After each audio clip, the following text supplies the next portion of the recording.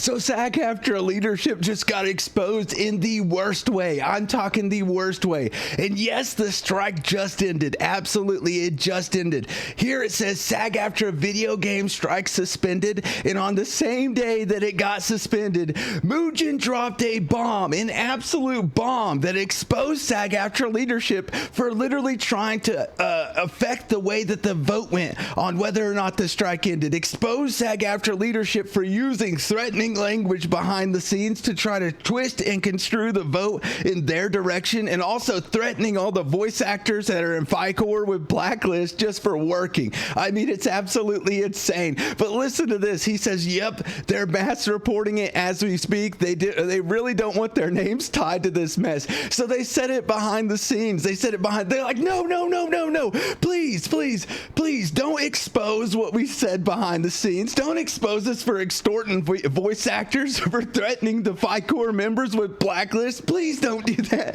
Please don't do that. Everybody go and mass report the freaking video. This is ridiculous. I'm talking insane. We'll probably have to blur their surnames so that the video doesn't get taken down. So make sure to keep records about who's doing this. Well, we do have the records about who's doing this. It's absolutely ridiculous. Here he posts a literal link to it saying, I've created this is Eli. This is one of the members again, literally creating a step-by-step system on how to mass report Mujin's freaking video, which I think is diabolical, absolutely diabolical. Here, Eli Diaz Idris says, I've created a step-by-step freaking guide. They made a guide to literally report this man's video. To reporting a violation of your privacy on YouTube, I'd highly recommend that anyone whose full names were included in the video to file a report. They're filing reports because they got exposed, people. Exposed for the SAG AFTRA mafia scum that they are.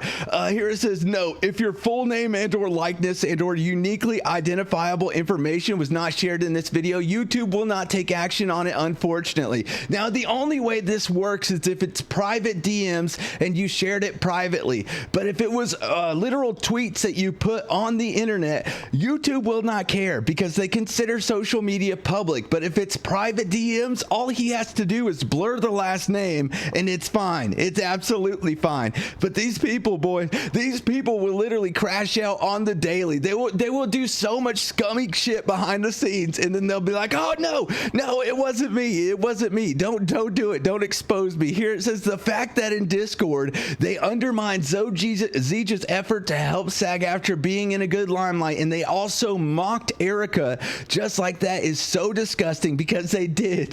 They came after Joe Zija for his 30-minute video, and then they also blamed Erika Harlacher for the strike failing just because she said she wanted to come back to work. But y'all all remember that they basically said that threatening letter that the VA for Venti got, Erika Harlacher, that she got, that was threatening her with disciplinary action for wanting to come back to work. Y'all remember that they said everybody that broke global rule 1 got those, and it's not like they sent them out themselves and they didn't even know about it. Well, evidently they did know about it, boys.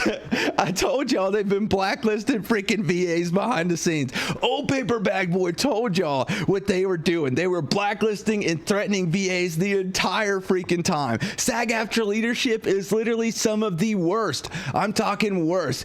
But here it is. Video game strike suspended. Yeah, SAG AFTRA finally suspending the freaking strike, and it only took 28% of members getting a vote. They didn't even give 100% of their paying members a vote, and this is the only vote that they've gotten since the strike started.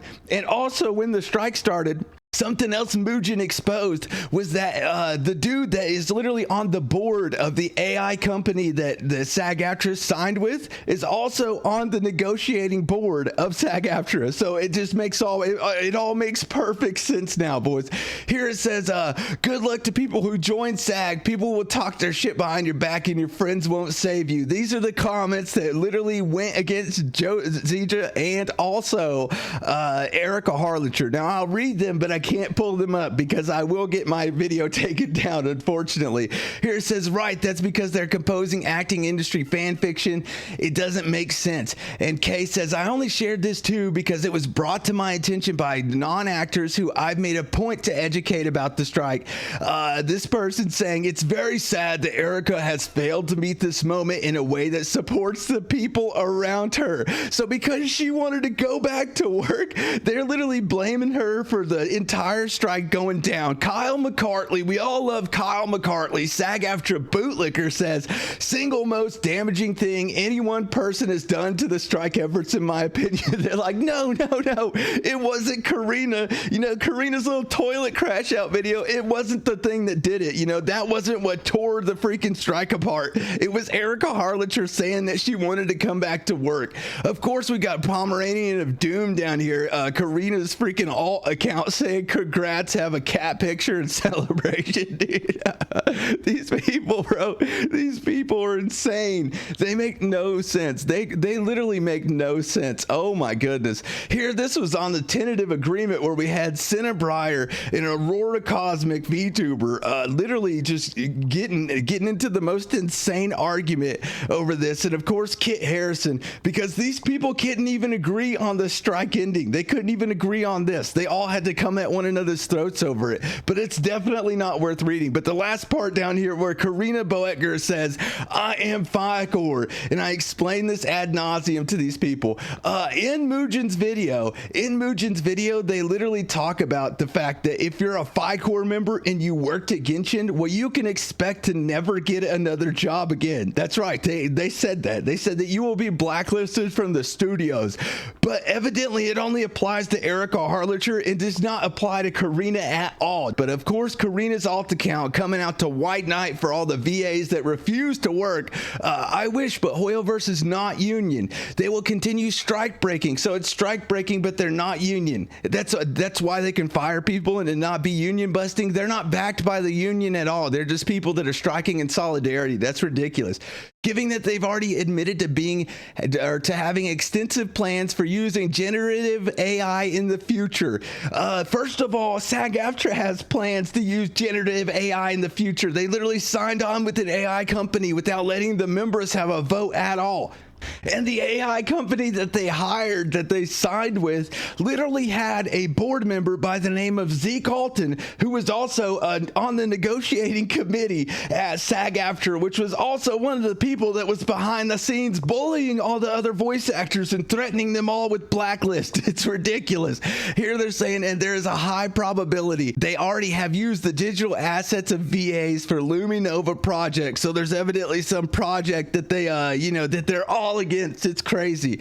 Been saying it for weeks. The deal was solid. Just tighten the language a bit. They did. Good for them. Let's get the fuck back to work. I don't think this is the W that you guys think it is. I think it's a little too late. All of the freaking video games that you wanted to turn union all fled to the east, and you signed with a bunch of games that literally haven't done things in months. Okay.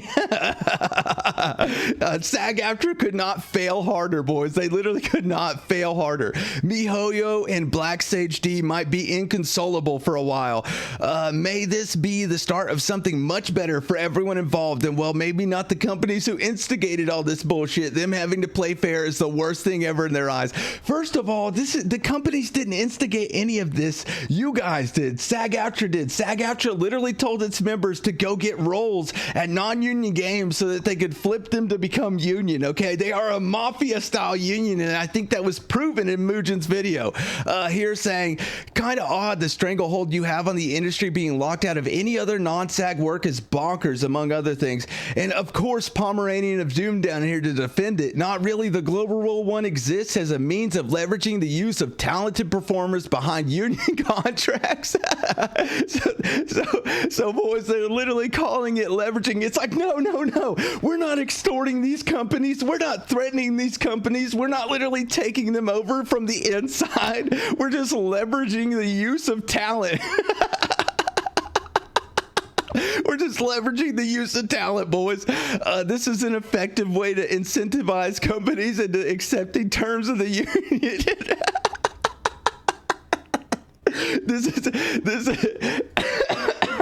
They're calling it incentivizing, boys. Let me just tie y'all to a chair and get a baseball bat, and I'm gonna threaten to break your freaking kneecaps, and we'll just hope that it incentivizes you because of my talent at swinging a bat. You know what I mean? Like, absolutely. Especially if they want access to prestigious union actors. No, I think they want to be able to choose who their roles go to. I don't think they want the union deciding for them. That's freaking crazy. It also means that the union is better equipped to protect union members in the event that the employer violates their terms of their agreement. It also gave SAG AFTRA the power to literally negotiate every 3 years. So we can expect this bullshit every freaking 3 years from now. Every 3 years. It's just what's going to happen. This is insane. Maybe it's because I'm on mobile, but I'm not seeing a link to the tentative IMA above. So they're literally talking about the link. If they wanted to work on non-union projects, then they can become FICOR. Well, not necessarily, because the freaking union leaders, the SAG AFTRA mafia leaders, were literally threatening FICOR members for working during the strike, saying that, oh, if you go work on a non-union project, you will never work on a union project again. You have to strike in solidarity with us. I mean, I cannot wait for this to blow up bigger. Mujin's video is going to pop off, and this is going to go insane. Now, I would watch some of it and cover some of it, but, you know, this is really Mujin's win, and I think he deserves that win. This is Mujin's channel, boys. I will be linking him in the description below. It is the video with the thumbnail that says "Leak DMs SAG AFTRA board member." This video is worth watching. You guys need to watch it. It's insane. Mujin even puts me at the end of it, which I thought was banger, bro. I love this guy. This guy is like awesome as fuck. So I'm gonna be linking Mujin down below, and you guys all go give him a like and a sub. Just say Paperbag Boy held you at gunpoint until you came and watched the video. That's what I want you to say, okay? But what do y'all think about that, boys? What do y'all think about SAG AFTRA literally trying to, you know, destroy the video, get it mass reported and take it down? And what do y'all think about the SAG AFTRA leadership literally suspending the strike with only 28% of its members voting, and also them behind the scenes trying to extort and force their members to do what they say and vote the way that they want them to vote? You guys let me know down below what you think. Paper or plastic?